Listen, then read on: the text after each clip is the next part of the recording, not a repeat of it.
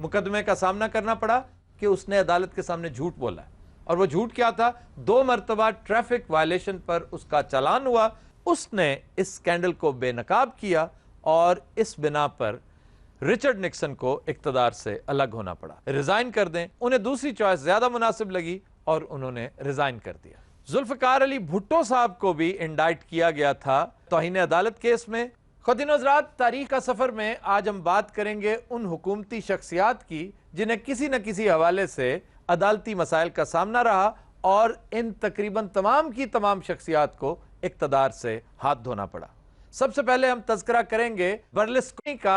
ये इटली का वजीर आज़म था। इसकी शोहरत एक बदनाम और करप्ट शख्स की थी। इटली के एक बहुत बड़े मीडिया ग्रुप का ये मालिक है। ये लगातार कई साल इटली का वजीर आज़म रहा और इसने बड़े तुमतराक से हुकूमत की। इसके खिलाफ 20 केस थे, लेकिन हर केस को किसी न किसी तरह से ये दबाता चला गया, अपना असर इस्तेमाल करते हुए, अपने इक़्तिदार की वजह से। इसने सन 2006 में ये कहा कि 1994 से लेकर 2006 तक पूरे इटली के जजेस और लॉ ऑफिसर्स मुझे इक़्तिदार से महरूम करने की नाकाम कोशिश करते रहे हैं, लेकिन ये अपनी तमाम तर कोशिश और हथकंडों के बावजूद अवामी मैंडेट को पायमाल नहीं कर सके।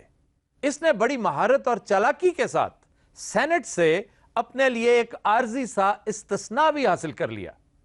हत्ता के तमाम जजेस ने इस इस्तिस्ना के खिलाफ आवाज बुलंद की, स्ट्राइक कर दी, और अल्टीमेटली अदालत ने इसे तलब किया। इसके इस्तिस्ना को खत्म कर दिया गया और ड्यूरिंग द प्रोसेस इसे इक़्तिदार से महरूम होना पड़ा।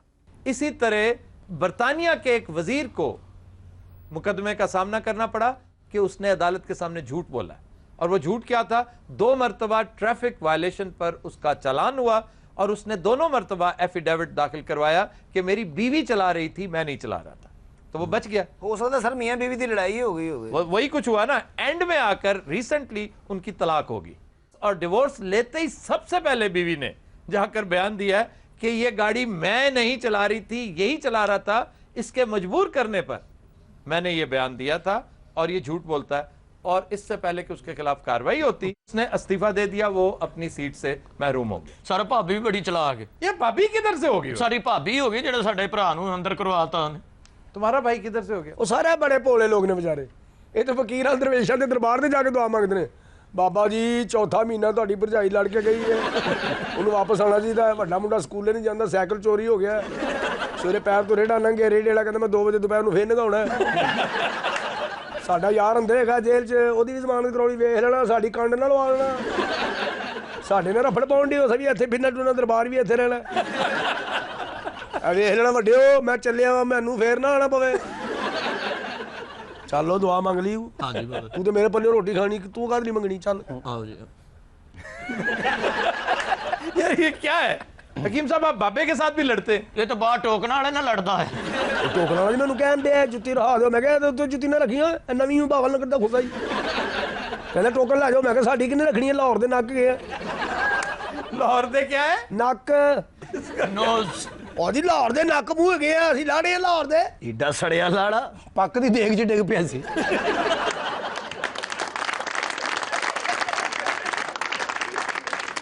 एक और मिसाल है सन 2008 की। ये थाई वजीर आजम सामक को इंडाइट किया गया सिर्फ इसलिए कि उसने आइन की खिलाफ वर्जी करते हुए, यानी वजीर आजम रहते हुए कहीं और काम किया। उस काम की बिना पर उसे इक़्तिदार से महरूम होना पड़ा, और वो काम यह था कि टीवी के एक कुकिंग शो में उसने बतौर मेजबान शिरकत की।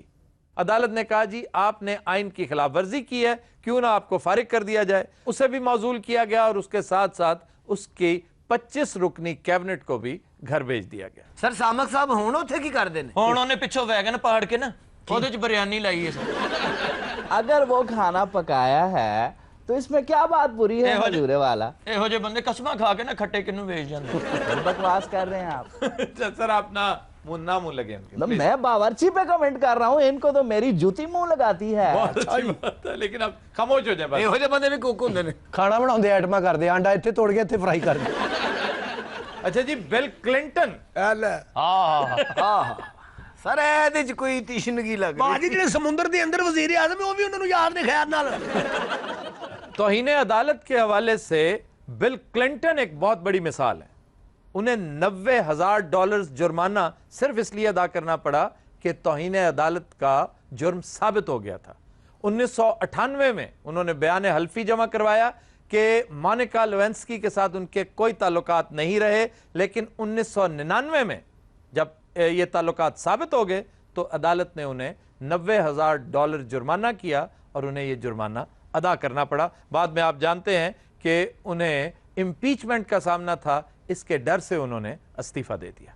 लेकिन इन तमाम केसेस से पहले सन 1974 में रिचर्ड निक्सन को मशहूर ज़माना वाटरगेट स्कैंडल की वजह से इक़्तिदार से महरूम होना पड़ा। उन्हें भी इम्पीचमेंट का सामना था। उन्हें मालूम था कि मैं इस केस से नहीं बच सकूंगा और इल्ज़ाम आप जानते हैं वाटरगेट स्कैंडल क्या था। ये एक बिल्डिंग है दरिया के किनारे, रिवर पोटामिक के किनारे वाशिंगटन डीसी में, जिसमें डेमोक्रेटिक पार्टी का दफ्तर था। वो अपनी मीटिंग्स, अपने इजलास यहाँ किया करते थे। रिचर्ड निक्सन ने बगिंग डिवाइसेस यहाँ पे प्लांट करवाए और उनकी तमाम कार्रवाई ये सुना करते थे, और यही वजह है कि उनके तमाम सीक्रेट्स इन तक पहुंच जाते। बॉब वुडवर्ड नामी मशहूर जर्नलिस्ट वाशिंगटन पोस्ट का, उसने इस स्कैंडल को बेनकाब किया और इस बिना पर रिचर्ड निक्सन को इक़्तिदार से अलग होना पड़ा। और देखा जाए तो मुशर्रफ को भी तकरीबन ऐसे ही हालात का सामना था। उन्हें भी ये चॉइस दी गई कि या तो आप इम्पीचमेंट का सामना करें और या फिर इत्मीनान से रिजाइन कर दें। उन्हें दूसरी चॉइस ज्यादा मुनासिब लगी और उन्होंने रिजाइन कर दिया। जुल्फ़िकार अली भुट्टो साहब को भी इंडाइट किया गया था तौहीन अदालत केस में, और उस केस के मुहर्रिक थे खान वली खान और चौधरी ज़हूर इलाई। और लुत्फ की बात यह है कि आज जब वज़ीर आज़म गिलानी इसी नौयत के एक केस में अदालत के रूबरू पेश होते हैं तो उन्हें फ्लैंक कौन कर रही हैं? दो शख्सियात, एक असफंदियार वली खान के साहबजादे और दूसरी चौधरी शुजात हुसैन यानी चौधरी ज़हूर इलाई के साहबजादे। इसीलिए कहते हैं कि सियासत में दोस्तियां और दुश्मनियां मुस्तकिल नहीं होती।